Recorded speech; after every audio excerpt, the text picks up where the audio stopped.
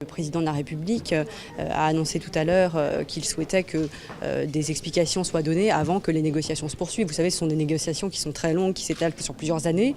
Je crois qu'aujourd'hui, que ce soit la Commission, que ce soit les Allemands, que ce soit le gouvernement français, tout le monde est en attente d'explications de la part de l'administration américaine.